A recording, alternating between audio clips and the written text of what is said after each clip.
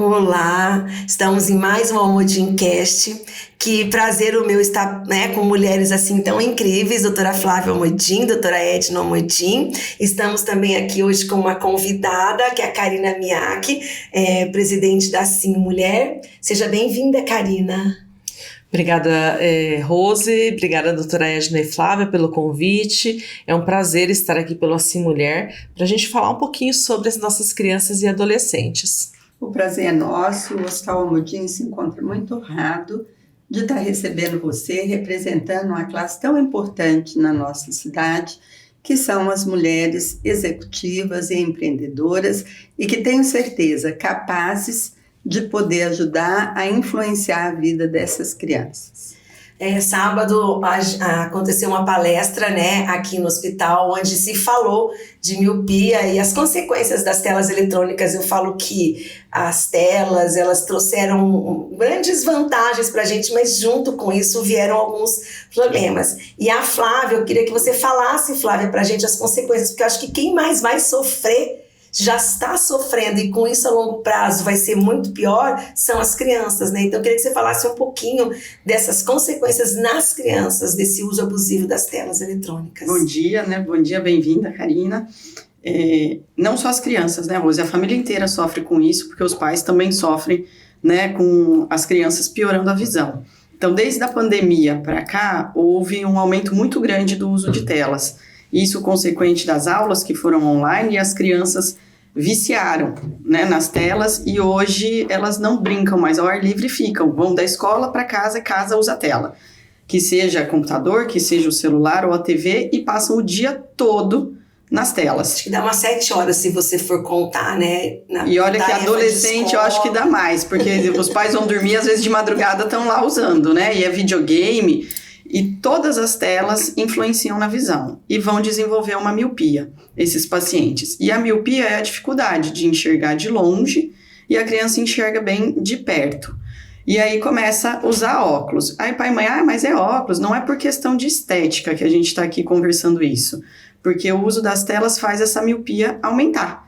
E aí começa a passar no oftalmologista, um ano começa com 2 graus, 3 graus, a hora que essa criança vai crescendo, daqui a pouco tá com 6, 7, 8 graus. E eu falo como eu não tenho filhos, mas convivências de amigas minhas, tem uma amiga minha que diz que a criança dela tem 8 aninhos, lê assim. Convivo com a Giovana, que tem 9 anos e tá com 5 graus de miopia, porque traz muito perto, Isso. Então já é uma coisa que até a gente que é leigo já tem percebido isso em convivências, o que já está causando, nessas crianças. Mas é só olhar nas escolas. Antigamente era muito raro você ver uma criança usar óculos. Até sofria bullying, que falavam 4 olhos e tudo mais. Hoje o número de crianças usando óculos é muito maior, E isso vem das telas. Então, pai e mãe que tem que se conscientizar, porque é o pai e a mãe que educam, é eles que deixam a criança usar ou não a tela. Se você deixar, a criança vai ficar, E por isso que eu falei, a família inteira é acometida nisso. Se a gente observar, Flávia, na era de 80, foi a época que a China mudou a carga horária de escola das crianças.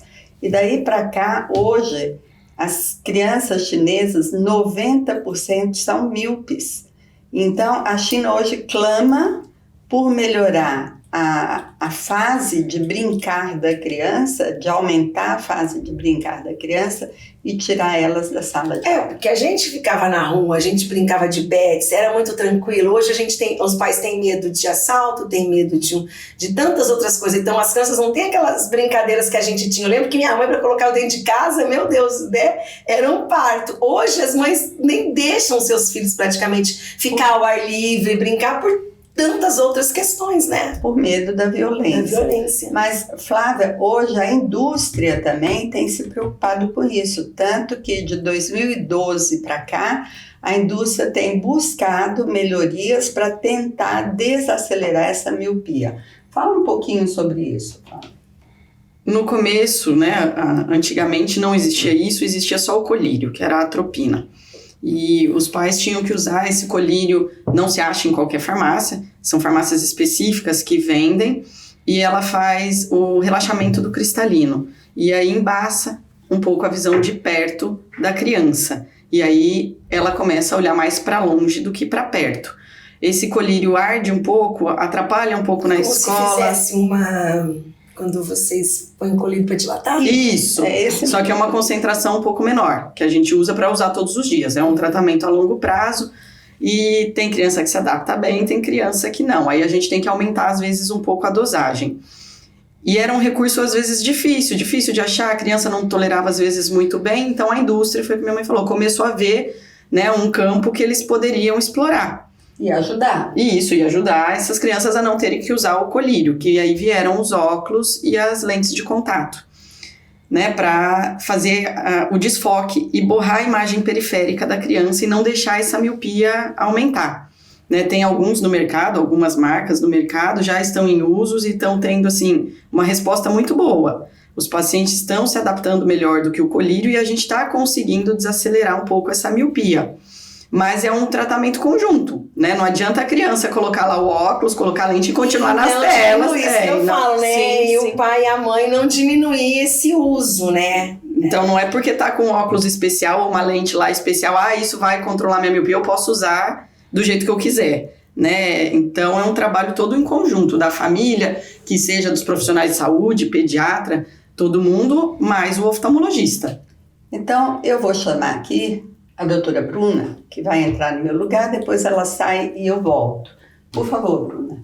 A Bruna vai nos falar um pouquinho sobre as consequências dessa miopia nos olhos das nossas crianças. Porque a previsão é que em 2050 nós vamos ter 4 bilhões 738 milhões de míopes no mundo, o que significa 49,8% da população mundial. E desses 1 bilhão vai ter miopia acima de 6 dioptrias. Fala um pouquinho pra gente, o que pode acontecer num alto míope? Enquanto ela troca ali, Karina, você tem visto muito nas academias o aumento de crianças e pessoas com óculos, assim, é uma coisa que você percebe, visível? Rose, sabe que até dentro da palestra que teve no sábado, a gente pôde observar muito a dificuldade do controle do uso dos celulares, das telas, televisão, de uma forma geral, né? E pensando, né, nessa realidade esportiva que é o mundo que a gente atua bastante, vive, como o esporte ele pode ser uma fuga, um auxiliar, sim, né? Totalmente benéfico, né? Um auxiliar benéfico na educação das crianças. Porque né? iria para um esporte, tira da tela eletrônica, ou de repente o esporte é ao ar livre, uma natação, perfeitamente. Se você pensar em natação, é praticamente impossível, né? É a criança estar ali com o celular. A doutora Bruna agora também está aqui com a gente. A doutora Bruna é especialista em retina, né? Eu queria que você também falasse o impacto que isso traz na sua especialidade. Então, a gente tem que pensar que a miopia ela é um crescimento do olho. Então, o que acontece? Conforme o olho cresce, a retina ela é como se fosse um papel de parede que fica por dentro do olho, que ele não consegue crescer, então ele vai esticando. Então, ao longo do tempo, todas essas crianças que têm miopia muito alta, mais que 6, elas vão ficando com a retina cada vez mais fina. Essa retina muito fina, ela tem um problema que ela começa a abrir buraquinhos. Então, esses buraquinhos, algumas vezes a gente tem sintoma, então a gente consegue perceber flash de luz, pontinho preto na visão, que a gente chama às vezes de mosca volante, mas algumas vezes a gente não percebe nada, são os buraquinhos que eles vão aparecendo e com o tempo esse buraquinho ele causa um descolamento de retina, que é uma doença grave que pode levar à perda de visão completa. Então esse é o objetivo da gente prevenir essas miopias muito altas, para a gente diminuir esse risco de ter um descolamento lá no futuro. Você já começou a observar na sua especialidade retina de aparecer mais crianças do que antes ou ainda é uma coisa que ainda está... Sim, cada vez a gente consegue observar a criança mais precoce, que tem essa miopia mais alta, e a gente sabe que esse olho ele vai continuar crescendo, né, até a adolescência, então a gente sabe que no futuro provavelmente ela tem um risco maior de ter essa doença. Então a gente percebe que se não for feito uma campanha, se não for cuidado, a gente pode ter pessoas que, um número maior não só de altos míopes, mas que vão perder a visão também. Isso. E quando você fala de descolamento de retina, é uma coisa que a gente médico ainda pode pegar. Mas eu acho que outra alteração grave é a degeneração miópica, porque mesmo que a gente faça esse diagnóstico, não tem nada que a gente possa fazer para deter.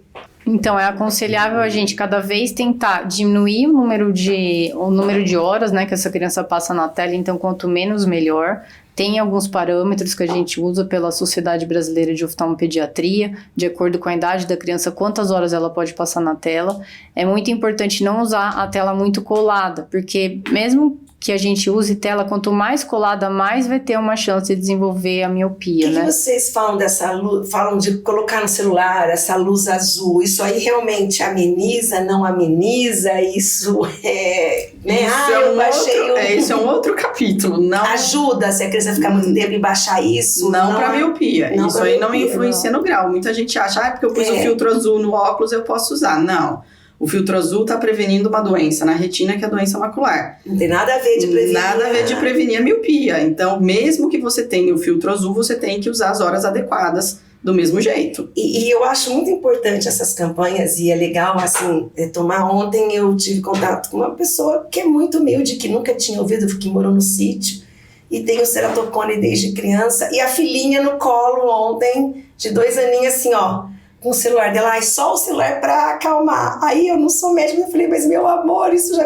Você tem que tirar o celular dessa criança, porque é muito perigoso. Então ainda, agora ficou essa cultura, mas só distrai se tiver com o celular, ela não fica quieta, vai destruir sua casa, por isso que eu tô deixando ela com o celular. E com essas desculpas, as crianças vão ficando cada vez mais... Mas isso que eu acho que é importante, essa relevância da parceria, né, do Hospital Modim, não só com o Conselho da Cimulher, mas com várias entidades na cidade, para conscientizar do risco e das consequências disso. Porque num primeiro momento, realmente é mais fácil, a criança acalma, mas qual a consequência disso? Então, quando a doutora Edna e sua equipe traz isso para consciência, é o primeiro start para que a gente realmente veja a gravidade e possa ir mudando essa cultura de que é só o celular que acalma. Inclusive, Karina, é uma coisa que temos que observar, o mecanismo por que ocorre isso. Quando a gente vai olhar para perto, existe um músculo que contrai para mudar o formato do cristalino e fazer o foco de longe e de perto. Só isso já vai estimular o crescimento do olho, né? Porque ele vai fazer um foco periférico para hipermetropia. Mas não é só do olho posterior, também da córnea, né? A pessoa, quando está no celular ou numa tela, ele esquece de piscar. E aí a glândula não leva a gordura para a lágrima. O olho fica seco, a visão embaça. A primeira coisa que se faz é coçar o olho, que é a principal causa do ceratocone. O ceratocone em 2016 era 1 para 2.000 pacientes. O Renato Ambrosio terminou de publicar um artigo que agora nós estamos no Brasil para 1/250. Eu fui visitar o site aqui do Brasil, né, o Saúde.gov.br, lá anuncia que hoje a população atinge 150 mil pacientes por ano, iniciando com ceratocone e sempre bilateral e assimétrico. Então, é um número absurdamente maior. E vocês, como médicos atendendo todos os dias, vocês se assustam cada vez mais com essa crescente no consultório de vocês, né? Porque antes ceratocone aparecia com ação hormonal, apertando o gatilho, ou congênito ou alérgico. E agora está aparecendo com 3, 5 anos. Nós não estamos mais operando pessoas de 20 e poucos anos, nós estamos operando pessoas de 6 e 9 anos. Então, aonde que nós vamos parar com isso se a gente não conscientizar os pais? E eu falo que o exemplo, né? Eu uso muito, né? A gente tem que tentar esse controle. Muitas vezes os pais também acabam tem que olhar e dar o exemplo que se um filho também vê o pai muito tempo, então a conscientização vai muito nos pais. Mas você fica no celular, por que eu não posso? Então o exemplo também vem de casa e os pais têm que se policiar na frente dos filhos também, né? E tem que ter o comprometimento de que ele tem que gastar algum tempo da vida dele com os filhos. Antigamente, as babás levavam as crianças para brincar na rua, no clube ou na praia. E hoje a babá das crianças se chama celular. Então as crianças não tomam sol. E também as escolas têm que fazer um trabalho, porque também com essa modernização, na nossa época a gente copiava tudo no quadro, né? Era tarefa. Hoje também, principalmente depois da pandemia, muitas tarefas, hoje eu não sou mãe, mas vocês vão poder falar, vem também, né? Online. Então também a escola tem que dosar, talvez um pouco online, um pouco voltar, igual a gente copiava, porque a gente copiava a tarefa e... né? Mas mais importante do que isso é levar a criança para fora da sala de aula e para o sol. Porque se a criança ficar também só no caderno, qualquer leitura de perto vai aumentar o crescimento do olho. Então, na hora do recreio, a criança tem que ser levada para fora da sala de aula. Não deve ser deixada dentro da sala com o celular na mão. E aí a atividade física, que é onde a criança está falando, isso é muito importante, a criança fazer uma atividade física. Além dela sair desse mundo de perto, ela gasta energia, que a criança precisa gastar energia, né? E faz bem para a saúde dela como um todo. E é um trabalho conjunto, na verdade, né, Flávia? Se você for pensar que nas escolas, tudo começa, né, em casa e na escola. Então, quando a escola estimula a educação física, né, os esportes coletivos, ali dá o primeiro start para a criança também se apaixonar pela atividade física e depois dar continuidade. Então, a gente acredita muito que esse trabalho conjunto entre pais, escolas, conscientização da problemática, a gente consiga ter um resultado mais frutífero nos próximos anos. Karina, fala um pouquinho. A criança que tem a condição financeira razoável, ela consegue ir para uma academia ou para um clube. Mas o que disponibiliza a nossa cidade para que a população mais humilde possa usufruir de uma atividade física? Gina, eu vou falar de uma forma geral, até onde a gente tem contato também, mas o trabalho que a Prefeitura tem realizado nos centros esportivos da cidade, de revitalização, de cobrir as quadras, piscinas, aquecê-las, tem muita coisa disponível para que todo mundo possa utilizar. E também Maringá é uma cidade, Maringá é a cidade que nós vemos, então Maringá é uma cidade que tem muitos parques, muito, catedral, Parque do Ingá, Bosque, agora o Eurogarden, com disponibilidade de gramados, né, para que desenvolva realmente essas crianças. O ruim vai ser você chegar nos locais desses, né, com um gramado enorme e a criança sentadinha no celar. Que a gente vê às vezes. Então, realmente, esse estímulo, ele precisa ser dado por vários. Criança, ela vai obedecer aquele comando de quem está no comando dela, seja uma babá, seja os pais, seja os avós, né? Então, quando você proporciona vivências de aprendizado, de brincadeira, ela vai se desconectar do celular. Por isso que eu fiz a pergunta, porque isso não está restrito a poucos, está disponível a muitos. E se a gente pensar na atividade física, nós vamos melhorar não é só a visão do paciente, a socialização da criança com outras pessoas, com outras crianças. Com isso a gente diminui depressão. E sem contar que o esporte é maravilhoso para a vida de um jovem, de uma criança. Diminui, inclusive, taxa de suicídio em adolescentes, melhora o comportamento emocional das crianças, melhora a circulação sanguínea, raciocínio e aprendizado. Quer dizer, o esporte traz disciplina para a criança, tira de vícios como cigarro e bebidas, porque diminui o rendimento deles. Então, esporte só tem benefício na vida dessas crianças. E é para esse rumo que nós temos que levar. Eu acho que os pais deviam, os filhos tinham que, gosta de criar mesmo esse vínculo da criança com o esporte, porque vai crescer um jovem mais saudável. E muitos pais falam assim, mas não tem com quem brincar. Chega assim pra gente, porque não tem irmão, não tem primo. Criança, a hora que vê outra criança, nunca viu, viraram melhores amigos. Já chega incrível. E eles viram melhores amigos. Se encontra outra criança, eles vão brincar. Eu vejo jovens que eu cresci com amigas, a minha irmã, que o filho fez uma vida toda um esporte, como é diferente, né?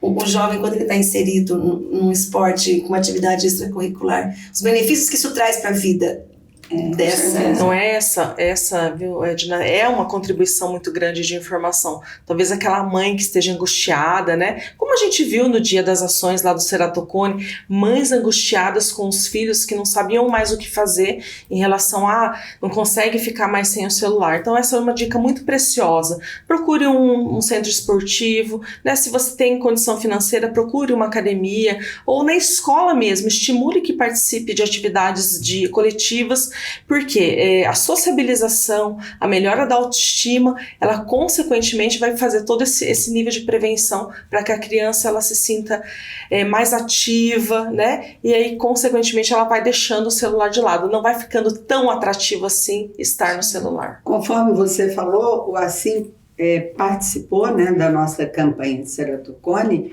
e você se viu diante de uma mãe que estava com um filho com ceratocone avançadíssimo, a criança já não enxergava sem o óculos, e quando eu pedi para ficar sem a tela, a mãe falou, impossível, porque eu peço isso toda hora e não consigo. Então, veja bem, o celular faz uma glândula liberar dopamina. A dopamina é um hormônio que dá prazer. Então, o celular já dá prazer. Isso vicia que nem a cocaína. Então, você não pode deixar seu filho viciar no celular. Você tem que usar da sua autoridade de pai e colocar limites. O que hoje a gente vê também se perdendo muito. Porque os pais hoje querem ser bonzinhos e deixar o filho fazer o que quer. Mas pai bom não é aquele que deixa fazer tudo o que quer. Pai bom é aquele que educa e que põe o limite. E eu acho também que uma coisa importante é você oferecer outras coisas para a criança, porque às vezes a criança ela vai ficar só dentro de casa, ela só tem acesso à tela, só tem acesso ao celular. Agora, se você, por exemplo, leva em um parque, leva em uma academia, leva em um clube, ela socializa com outras crianças, ela também cria outros mecanismos de passar o tempo e de socializar. Vai gostar, né? E vai querer. Esse final de semana, nós tentamos fazer algo diferente com as crianças e levamos as crianças lá pro country. As meninas foram para lá, 1h30 da tarde. 7h da noite, eu queria vir embora para minha casa, porque já estava escuro, e tivemos que pegar a força. Eu lembro, estava conversando com a minha mãe, né, que era sócia quando era criança do Olímpico. A gente ia todo dia pro clube. Todo dia. Terminava, chegava da escola, minha mãe já arrumava nossas coisas. Então, olha, a gente tinha amiga, brincava no trampolim, na piscina. Então, na minha geração, a gente ia todo dia pro clube. E era difícil o dia que minha mãe falava assim, hoje nós não vamos, meu Deus. Porque sabia que você ia encontrar a turma, que você ia se divertir. Então, é muito legal isso que vocês fizeram, porque a gente viveu isso e foi maravilhoso. Mas não existia celular. Não existia, Flávia, imagina, né? E tinham muitos mais filhos, né? Os mais velhos, você vai ver, avós. E quantos filhos eles tinham? E deram conta, todos cresceram e sem celular. Cresceram e ia pro clube, se divertia. Minha mãe levava a gente, eu tenho memórias assim no Parque do Engá, de estender a toalha, trazer um lanchinho. E a gente vinha brincar no Parque do Engá. Mas então, como não tinha celular, tinha que exercer uma criatividade as mães. Então, por que não tentar trazer essa criatividade a esses filhos? Porque tenho certeza que muita gente tem lembranças, memórias afetivas de que fez com a mãe. Tenta trazer isso pros filhos de hoje, né? Pros seus filhos, né? Sim. Então, vocês queriam deixar algumas considerações, assim, né? Uma dicasinha, assim, de cada uma, assim, um conselhozinho pra gente encerrar nosso bate-papo, Flávia. Flávia, mãe de 2, lida com crianças no consultório. É difícil. Eu falo isso pros meus pacientes, bastante. Eu tenho 2 pequenos. E tem hora que tá na energia total, você tá cansada, chega do trabalho, você tem que respirar fundo e falar, eu preciso ter meu tempo com eles. Eu dediquei meu tempo para os meus pacientes, eu tenho que dedicar meu tempo para os meus filhos também. Então, quando chega a noite, pai e mãe vira e mexe, estão cansados e dão um celular para isso, porque você está cansada. Falar, agora eu quero descansar, e seus filhos estão lá pulando. Então, pense um pouco neles, eles também querem, né, a sua atenção. Você teve filho porque você quis e quer passar tempo com eles. Larga o celular, larga a TV, brinca com eles. Eles vão dormir antes do que você. Depois, se você precisar, você faz o que precisa depois. Mas dê atenção para os seus filhos. Vou deixar a senhora para o final, cara. Bruna. Eu acho muito importante essa parte de educação física, de levar a criança para fazer uma atividade realmente, porque eu acho que isso é uma coisa que se perde e é uma coisa que a gente leva para o resto da vida. Graças a Deus, os meus pais me incentivaram muito a fazer atividade física. Eu acho que A gente tem que incentivar nossos filhos porque a gente percebe que são adultos diferentes ao longo do tempo. Karina. Olha, primeiro eu queria agradecer a parceria com a Assim Mulher e vocês estarem tão preocupados em... estarem tão preocupadas em trazer a consciência do que vocês estão vendo no consultório, porque nós não teríamos esse nível de informação se não houvesse uma iniciativa como essa. E dizer que, né, como atleta, como ex-judoca, como o esporte, ele pode realmente ser auxiliar os pais no resgate dessa qualidade de vida mais saudável, né? E talvez seja o grande aliado aí no combate ao uso das telas. Aí deixei para finalizar. Para finalizar comigo, né? Eu acho que temos que raciocinar. Nossos pacientes estão desenvolvendo altas miopias, estão desenvolvendo ceratocone. Eu acho que quem ainda não escutou deveria escutar um pouquinho o Augusto Cury sobre a influência também das telas no comportamento das crianças. A gente vê essas crianças cada vez mais introspectivas, com menos socialização, com menos raciocínio, mais robotizadas. Então, o que nós podemos fazer para mudar isso? E a gente estava discutindo exatamente aqui nessa conversa que o caminho é melhorar a relação pais e filhos.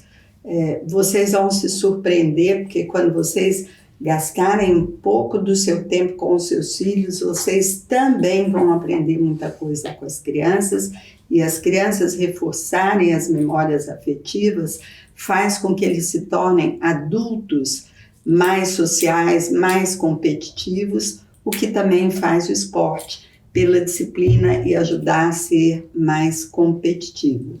Não deixem seus filhos coçarem os olhos. Obrigada, foi um prazer conversar com vocês. Então esse foi mais um Almudincast, vai ficar lá no canal do YouTube, vocês podem seguir, que sempre tem conteúdos incríveis. E até o próximo.